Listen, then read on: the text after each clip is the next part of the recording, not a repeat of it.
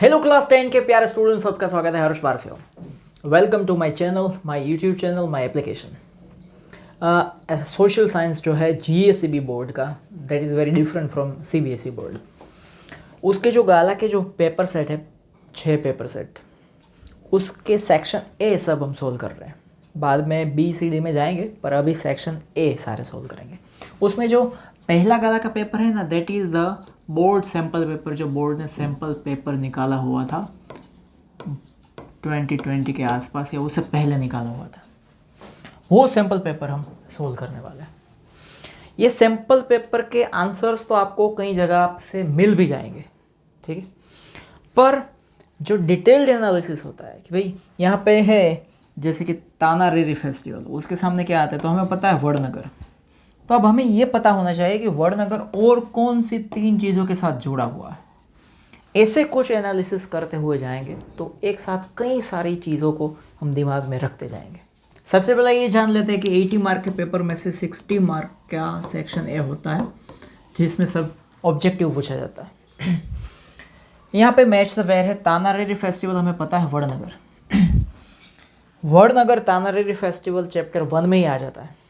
वड़नगर और भी 3 चीज़ों के लिए जाना जाता है। एक तो वड़नगर कीर्ति तोरण, उसके लिए जाना जाता है। कीर्ति तोरण का ही दूसरा नाम है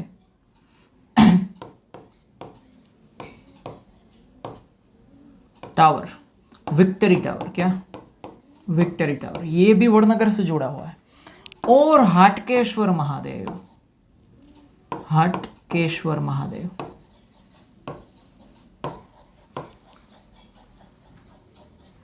ये 3 से जुड़ा हुआ है वड़नगर। कीर्ति तोरण इंग्लिश में जैसे विक्टरी टावर कहते हैं, दोनों एक ही है। और हाटकेश्वर महादेव से भी इसकी लिंक जुड़ती है।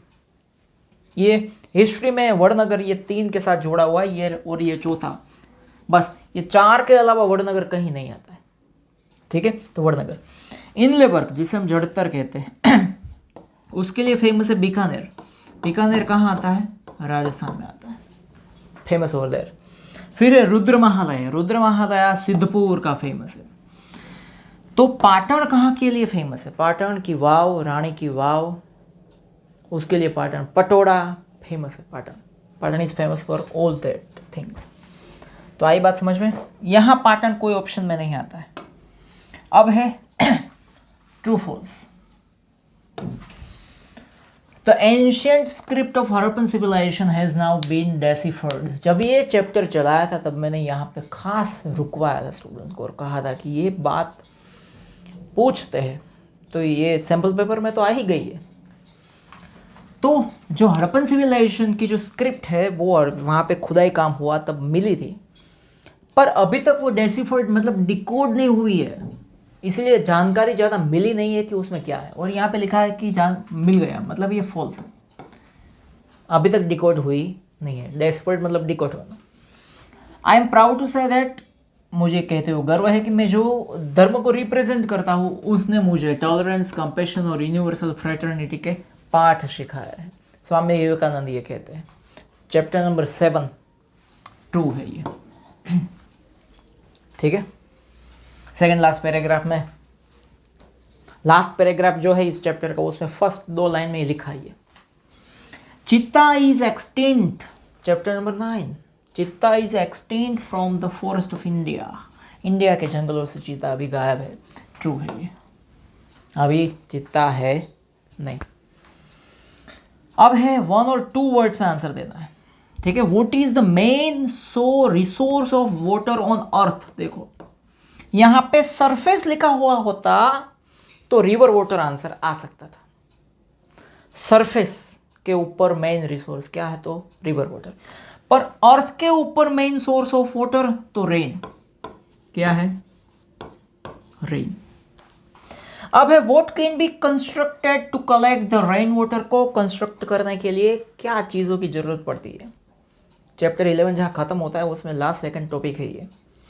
तो 3 चीजें लिखी हुई है। एक वेल, आपको लिखनी है 3, एक वेल, एक स्मॉल डैम्स, और तीसरा farm ponds. Farm ponds, ponds powder नहीं है। वेल्स, मोल्डेंस एंड फार्म पोन्स। अब आपको पता लगेगा कि यार यहाँ पे एक या दो वर्ड में आंसर कहने को बोला है और यहाँ तो ज़्यादा हो रहा है, तो कोई दिक्कत नहीं है। What is the ore from which aluminium is obtained? ऐसा कौन सा ore है जिसे एल्यूमिनियम मिलता है? ये बात भी खास टिक करवाई थी। ये भी है bauxite, BAU, BAUXITE, bauxite. Bauxite जो है वो एल्यूमिनियम हो रहा है। ऐसे भी सवाल पूछते हैं। बॉक्साइट इज, फिर डैश कर देंगे, ब्लैंक में पूछ लेंगे, तो aluminium. Bauxite is ore of aluminium, ठीक है। फिर fill in the blanks. Blanks offers air services to ONGC। ONGC को एयर सर्विसेज हेलीकॉप्टर भाड़े पे कौन देता है? एयर इंडिया के पास हेलीकॉप्टर नहीं है, इंडिगो के पास भी नहीं है, पवन हंस के पास। पवन हंस गवर्नमेंट को और ONGC दोनों को हेलीकॉप्टर सर्विसेज भाड़े पे देता है। अबेर is responsible for the construction of national highway कौन बनाता है? जब चैप्टर चला था तब खास बात कही गई थी ये सारी, कि नेशनल हाईवेज को कौन बनाता है, कौन मेंटेन करता है? तो national highway national government. National government का दूसरा नाम है central government, is the right answer. State government state highway को संभालती है, डिस्ट्रिक्ट पंचायत वाली बात अलग है। By dividing the total national income, a total national income, उसे डिवाइड करना है total population, is equal to आपको मिलेगी per capita income, chapter number economic development. Per capita income मिलती है। रीजनल इनकम की कोई बात ही नहीं है, मैक्सिमम इनकम, ये सारी कोई चैप्टर में आने वाली बात ही नहीं है। ये एक ही चीज़ ऐसी है जो चैप्टर में आती है। अब है यहाँ MCQs। अर्थ कॉन्फ्रेंस कब, कहाँ, क्यों, कैसे हुई थी? ऑर्गेनाइज कब हुई थी? फर्स्ट टाइम, पहली बार अर्थ कॉन्फ्रेंस कब हुई थी? तो पहली बार अर्थ कॉन्फ्रेंस हुई थी 72 में, याद रखो। कब? 72 में। अर्थ कॉन्फ्रेंस पहली बार 72 में। 71 में आया था टाइगर प्रोजेक्ट। क्या? Tiger project. ये साथ साथ रिवीजन भी करवा रहा हूँ। टाइगर प्रोजेक्ट आया था। 32 में कुछ भी नहीं हुआ था। 2016 में एग्रो पॉलिसी लागू हुई थी। एग्रो पॉलिसी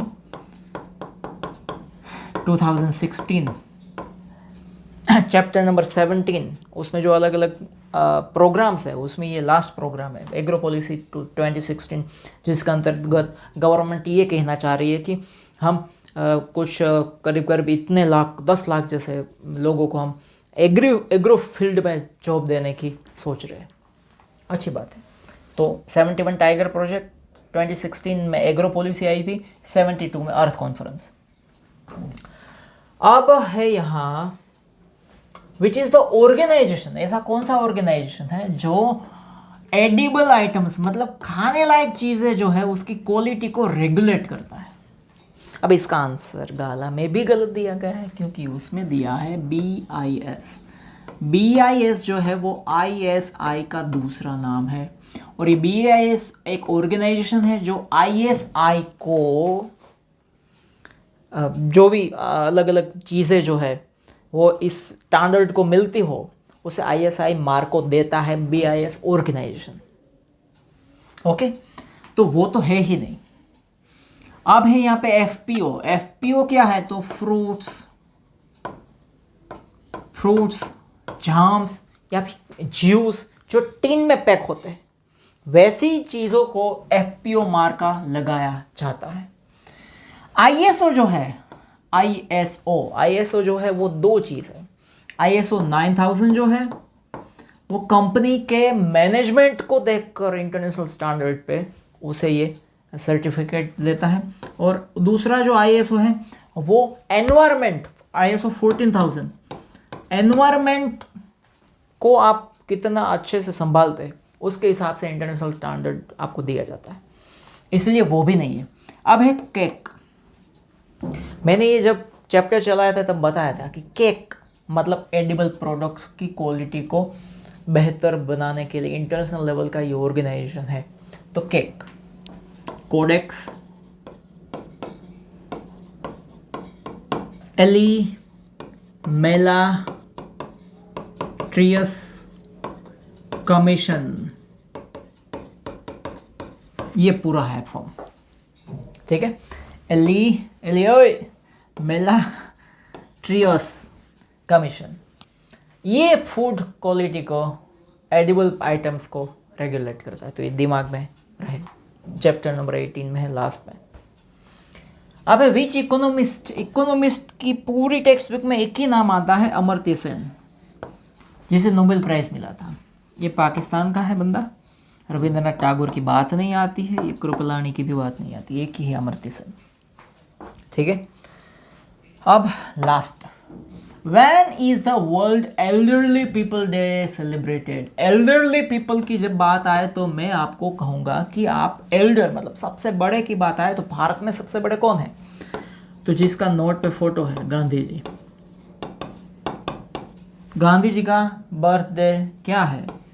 2 अक्टूबर। ओके, तो वर्ल्ड एल्डरली डे क्या है?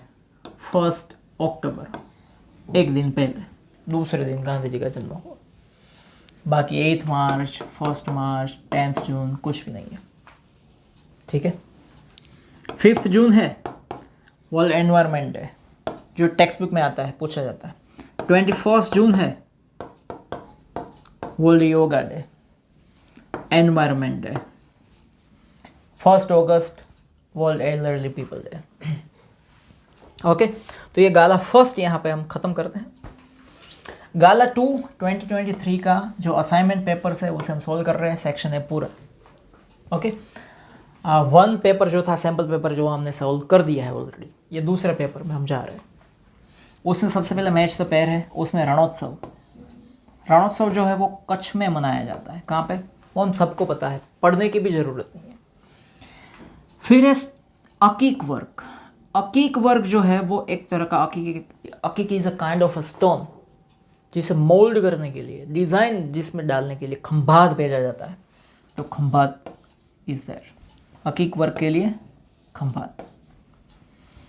अब है स्तूप ऑफ देवनी मोरी।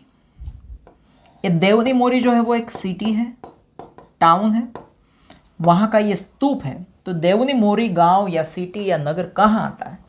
तो गुजरात में आता है।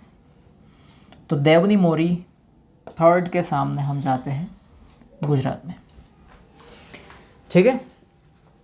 तो मध्य प्रदेश यहाँ पे क्यों है? कंफ्यूज करने के लिए। सांची का जो स्तूप है ना, Sanchi, Sanchi is a city of Madhya Pradesh, city है मध्य प्रदेश का। सांची का जो सबसे बड़ा स्तूप है वो मध्य प्रदेश में, मध्य प्रदेश उसके लिए जाना जाता है। तो आपको सांची का स्तूप पूछे तो मध्य प्रदेश, देवनी मोरी का स्तूप पूछे तो गुजरात। अकीक स्टोन, खंभात, रणोत्सव कच्छ में ऑर्गेनाइज होता है। ट्रू फॉल्स में जाते हैं।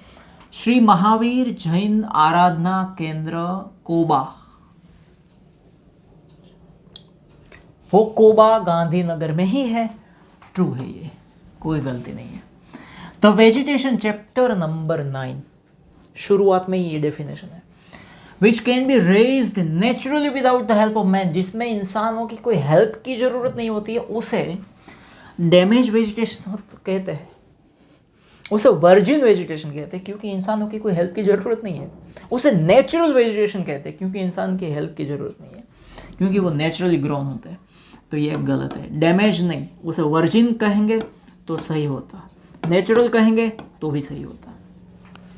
The national highway number 7, text book में इसके बारे में कुछ भी बताया नहीं है, यही ख़त्म बस। और कहा longest national highway, longest national highway है हाईवे नंबर 44, तो ये गलत है। बात सही है कि श्रीनगर से कन्याकुमारी को जोड़ने वाला सबसे बड़ा नेशनल हाईवे, पर 44 नंबर का ही, 7 नहीं।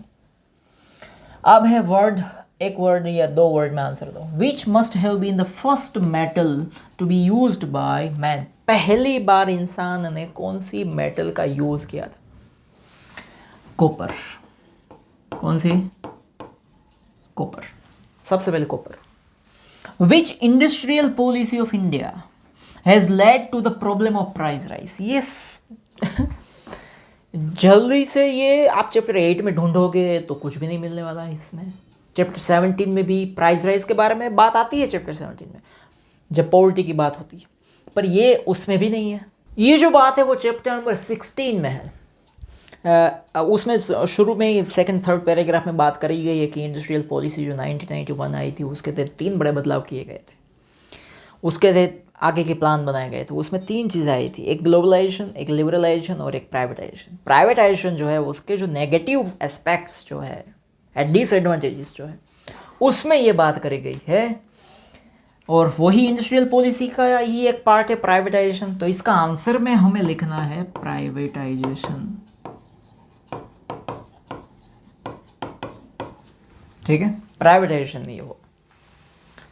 और विच इंडस्ट्रियल पॉलिसी की बात करें, एग्जिट यही आंसर लिखना है, तो इंडस्ट्रियल पॉलिसी 1991 उसमें बात आई है प्राइवेटाइजेशन, ठीक है। Who encourages unbiased international trade? International trade की बात आए तो WTO फुल फॉर्म लिखना है तो world trade organization, world trade organization. Banks fail करते हैं। गंगोत्री ऑफ म्यूजिक 1000 बार ये पूछा गया है और 5000 बार इसके बारे में मैंने समझाया है कि जब बिग म्यूजिक की बात आए तो एक वेद का नाम आता है जिसका नाम है सामवेद। रिवर बेसिन जो एरिया है जहाँ पे water of river along with उसकी जो ट्रिब्यूटरी रिवर्स है वो एक ब्रांच बनाती है, और उस वो जो ब्रांच बनती है अलग अलग ब्रांचों से जो एक फील्ड बनता है, सॉरी ब्रांच नहीं बनाती, फील्ड बनाती है। उस फील्ड को इरिगेशन फील्ड नहीं कहते हैं, डेंस एरिया भी नहीं कहते, उसे कहते हैं watershed. Chapter number 11 last topic, second last topic शायद, वाटरशेड, हाँ सेकंड लास्ट टॉपिक वाटरशेड है। Is not included in service sector में इसे इंक्लूड नहीं कर सकते, जिसमें सिर्फ सर्विस की बात हो, कोई प्रोडक्ट ना हो, उसे सर्विस कहते हैं। एजुकेशन में कोई प्रोडक्ट नहीं होती, आप पढ़ने आते हो तो आपको कुछ मिलता नहीं है, नॉलेज मिलता है, मतलब सर्विस मिलती है। बैंकिंग में भी सर्विस मिलती है, फिशिंग में फिश मिलती है, मतलब कोई प्रोडक्ट हो गई। ये फिशिंग है प्राइमरी एक्टिविटी।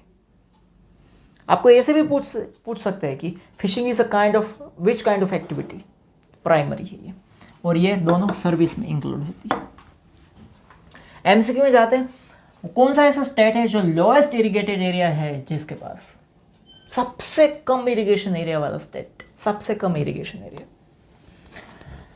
हाँ मिजोरम, सबसे कम इरिगेशन एरिया है इसके पास। उसमें 7.3% इरिगेशन फील्ड है सिर्फ, बस इतना ही है। सबसे ज़्यादा लोवेस्ट की जगह हाईएस्ट यदि पूछे आपको हाईएस्ट इरिगेटेड एरिया तो उसमें पंजाब है। कौन है? पंजाब, ठीक है। Next, given below is the logo of which institution, ये कौन से इंस्टीट्यूशन का लोगो है? ISI का IASI ही होता है, BSI का अलग होता है, ISO का अलग होता है, ये है एग मार्क का, यहाँ पे लिखा हुआ होता है, एक मिनट, यहाँ पे लिखा ही हुआ होता है एग मार्क, तो इसमें से निकाल दिया है, तो ये एग मार्क का लोगो, भारत सरकार, गवर्नमेंट ऑफ इंडिया, और यहाँ बीच में एग मार्क लिखा हुआ होता है। फिर ये कौन से इंस्टीट्यूशन का लोगो है, तो आपको पता चल जाना चाहिए। ये जो 4 बॉक्स है ना उसमें UNDP लिखा ही हुआ होता है, मतलब यूनाइटेड नेशंस डेवलपमेंट प्रोग्राम, उसका लोगो ही है, ठीक है। अब national right to food security act कब एनफोर्स हुआ, कब उसका इम्प्लीमेंटेशन हुआ? तो ये जो राइट टू फूड है ना उसका जो ये सिक्योरिटी जो है act, food security FS, food security act, उसकी जो डेट है वो 2013, मतलब 2013 में, 13 में एक ही बात है, 5 जुलाई 2013 तब ये एनफोर्स हुआ था, ठीक है। इसके साथ ये दूसरा पेपर भी खत्म हो गया। अब गलत 3 में मिलेंगे और भी मार्वल के और भी इम्पोर्टेंट कई सारे हम सोल्व करते जाएंगे, ठीक है। और सारे चैप्टर्स जो है उसे इन शॉर्ट पढ़ने के लिए आप एप्लीकेशन में जा सकते हैं, ढूंढ सकते हैं, वहाँ पे सब कुछ इन शॉर्ट मिल जाएगा। जय हिंद, जय भारत, वंदे मातरम।